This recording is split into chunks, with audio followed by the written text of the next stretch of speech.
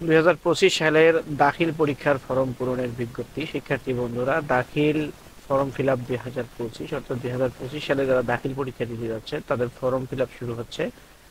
তো 1 তারিখ থেকেই শুরু হবে ফর্ম ফিল আপ, এবং এটি কত তারিখে শেষ হবে, ফর্ম ফিল আপে কত টাকা ফি নির্ধারণ করা হয়েছে, সায়েন্সের কত, আর্টসের কত। তো আমি A to Z আপনাদেরকে এই ভিডিওতে দেখিয়ে দিচ্ছি। ভিডিওটি স্কিপ না করে সম্পূর্ণ ভিডিওটি দেখবেন। তো সম্ভাব্য তালিকা যেটা, সেটা ইতিমধ্যেই ওয়েবসাইটে প্রদর্শন করা হয়েছে, অর্থাৎ যারা দাখিল পরীক্ষার জন্য ফর্ম ফিল আপ করতে পারবে তাদের ফর্ম ফিল আপের যে লিস্ট সেটা প্রদর্শিত হয়েছে। দেখতে পাচ্ছেন যে শিক্ষার্থীদের তথ্য সম্মিলিত সম্ভাব্য তালিকা মাদ্রাসা শিক্ষা বোর্ডের ওয়েবসাইটে 28/11/2024 তারিখে দেওয়া হবে, এটি প্রকাশ করা হয়েছে। এবং সম্ভাব্য তালিকা হইতে ফর্ম ফিল আপ শুরু হবে 1/12/2024 তারিখ, এটি চলবে 9/12/2024 তারিখ পর্যন্ত। তো 9 তারিখের মধ্যে যদি কেউ ফর্ম ফিল আপ সম্পন্ন করতে না পারে, তাহলে তাকে একটি জরিমানা ফি দিয়ে, অর্থাৎ লেট ফি দিয়ে তাকে ফর্ম ফিল আপ করতে পারবে। তার জন্য আরো তাকে 2-1 দিন বাড়িয়ে দেওয়া হবে। তো সেটি কতদিন বাড়ানো হবে বা সেটি কয় তারিখ পর্যন্ত হবে, এই ফর্ম ফিল আপের জন্য টাকা জমা দেওয়ার লাস্ট তারিখ কত, সেটিও আপনারা জানতে পারবেন। তো A to Z আমি জানিয়ে দিচ্ছি। এখানে দেখেন রেজিস্ট্রেশনের মেয়াদ থাকা সাপেক্ষে, এগুলো আপনারা পরে নেবেন চাইলে, করতে গেলে সময় লাগবে। ফল প্রকাশ তো সব প্রতিষ্ঠানের অলরেডি হয়ে গেছে। তারপরে যদি এখানে দিয়ে দিছে যে পরীক্ষার্থী প্রতি 100 টাকা বিলম্ব ফি, যদি কোনো পরীক্ষার্থী 9 তারিখের মধ্যে ফর্ম ফিল আপ করতে না পারে, তাহলে তাকে জমা দেওয়ার শেষ তারিখ অর্থাৎ 15/12/2024, 15 তারিখ, 9 থেকে 10 থেকে 15 তারিখের মধ্যে তাকে টাকা জমা দিতে হবে। এখানে কিন্তু তারিখটা দিয়ে দেওয়া আছে, দেখেন, অনলাইনে ফর্ম পূরণ বিলম্ব ফি ছাড়া, অর্থাৎ লেট ফি ছাড়া অনলাইনে ফর্ম পূরণ 1/12 থেকে 9/12 পর্যন্ত, অর্থাৎ 1/12/2024 তারিখ হতে 9/12/2024 তারিখের মধ্যে অরিজিনাল যে ফি, সেই ফি দিয়ে ফর্ম ফিল আপ করতে হবে। বিলম্ব ফি ছাড়া অনলাইনে ফি জমা দেওয়ার শেষ তারিখ 10/12/2024, 10 তারিখের মধ্যে অনলাইনে অর্থাৎ ব্যাংকে টাকা জমা প্রদান করতে হবে। যদি টাকা জমা দেওয়া না হয় 10 তারিখের মধ্যে, তাহলে যাদের নামে ফর্ম ফিল আপের জন্য যাদেরকে সিলেক্ট করা হয়েছে তারা অটোমেটিকলি বাদ পড়ে যাবে। বিলম্ব ফি সহ অনলাইনে ফর্ম পূরণ হচ্ছে 11 থেকে 14 তারিখ পর্যন্ত।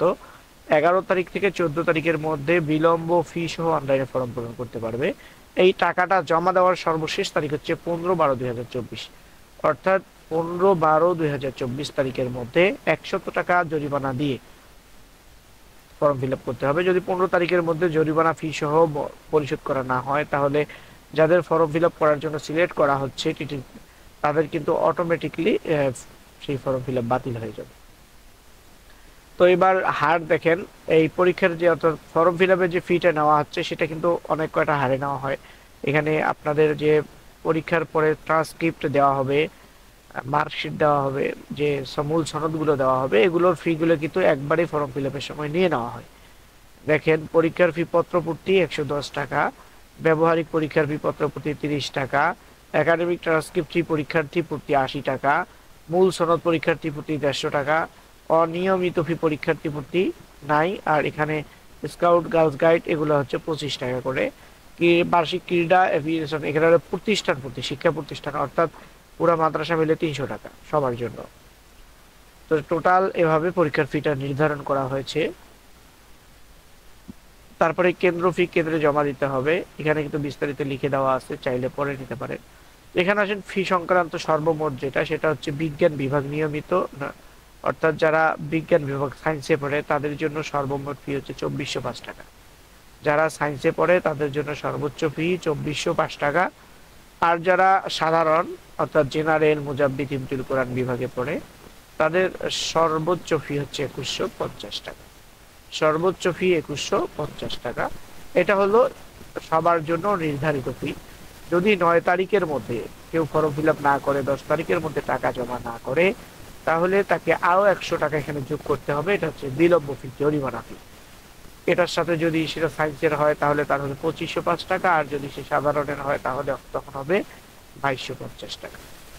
আর যদি নির্ধারিত অর্থাৎ 9 তারিখের মধ্যে কাজ সম্পন্ন করে, তাহলে এই নির্দিষ্ট ফি যেটা দেওয়া আছে এটাই নির্ধারিত থাকবে। তো এই হলো ফর্ম ফিল আপের।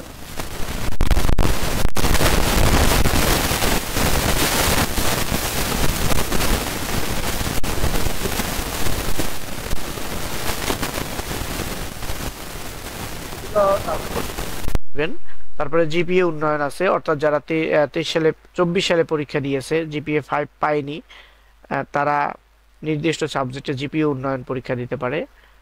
দাখিল পরীক্ষা বিষয়ে অংশগ্রহণ করে উত্তীর্ণ হয়েছে এবং জিপিএ 5 এর কম পেয়েছে এমন পরীক্ষার্থীরা রেজিস্ট্রেশনের পর মেয়াদ থাকলে 25 সালের পরীক্ষায় জিপিএ উন্নয়নের জন্য অংশগ্রহণ করতে পারবে। তাদের সকল বিষয়ে পরীক্ষায় অংশগ্রহণ করতে হবে। 25 সালের পরীক্ষায় এদের জিপিএ উন্নয়ন হলে তা গ্রহণ করা হবে, অন্যথায় পূর্বের জিপিএ বহাল থাকবে। জিপিএ উন্নয়ন ও পরীক্ষার্থীকে পূর্বের পরীক্ষার প্রবেশপত্র এবং একাডেমিক ট্রান্সক্রিপ্টের সত্যায়িত ফটোকপি প্রিন্ট কপির সাথে জমা দিতে হবে। তারপরে বহিষ্কৃত পরীক্ষার্থীর মেয়াদ সংক্রান্ত এটা দেখে নেবেন আপনারা। যারা বহিষ্কৃত পরীক্ষার্থীদের শাস্তির মেয়াদ উত্তীর্ণ হয়ে থাকলে এবং রেজিস্ট্রেশনের মেয়াদ থাকলে তারা 2025 সালের দাখিল পরীক্ষায় অনিয়মিত পরীক্ষার্থী হিসেবে অংশগ্রহণ করতে পারবে। তাদেরকে সকল বিষয়ে পরীক্ষায় অংশগ্রহণ করতে হবে। অতিরিক্ত বিষয় সুবিধা এখানে দেওয়া আছে, যেগুলো দেখে নেবেন পাঠ্যসূচি। তো শিক্ষার্থী বন্ধুরা, এই হলো তোমাদের ফর্ম ফিল আপ সংক্রান্ত বিজ্ঞপ্তিটা দেখাই দিলাম। তাহলে বিজ্ঞপ্তির টাকা তোমরা অবশ্যই 1 তারিখ থেকে 9 তারিখের মধ্যেই পরিশোধ করবে। প্রতিষ্ঠানে এত বিলম্ব করবে না, যত দ্রুত সম্ভব প্রতিষ্ঠানে টাকাটা পেড করে দেবে, তাহলে যথাসময়ে তারা তোমার কাজটা কমপ্লিট করে দেবে। তাহলে আবারও বলতেছি, তোমাদের সর্বোচ্চ ফি 2405 টাকা, আর সাধারণ যারা জেনারেল তাদের জন্য সর্বোচ্চ ফি 2150 টাকা।